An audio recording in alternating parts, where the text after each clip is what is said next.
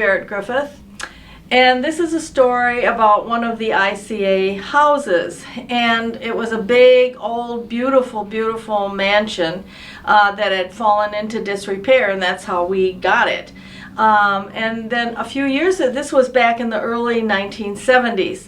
And I had 3 children that grew up in this house. Well, one of those daughter was going with a fellow, and he said one night, well, we're going to go over and visit some friends tonight. And, you know, that was that. And they go and they pull up to the house, to the place they're going to visit. And my daughter says, I grew up there. This is the house where I grew up.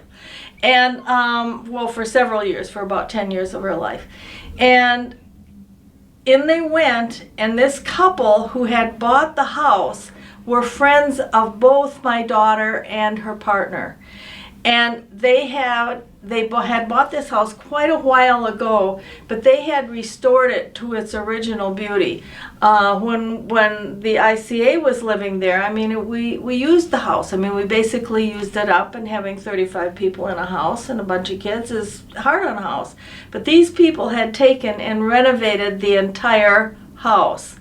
Well, then her partner was having a 50th birthday party, and they were going to have it at the house at this house on another occasion.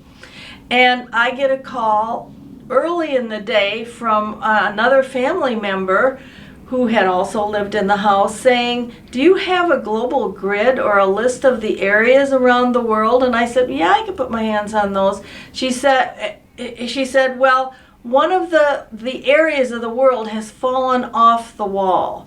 And what we did when we lived there in the 70s is made plaques about this big, like this, like on mat board, and then had hand lettering for the areas of the world, the different areas that we had said were important in the world, or just had named them. And one of those had fallen off. Well, getting our whole area map out and all the names, we discovered that it was Mexico City.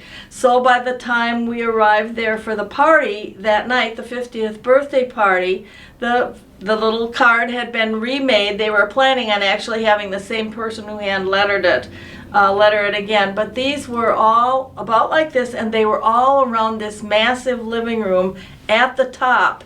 And they were in gold mat board, so they looked like bronze plaques. Anyway, so they completed that, and these people had just loved them, so they left them up there from the early 1970s. They were the same ones.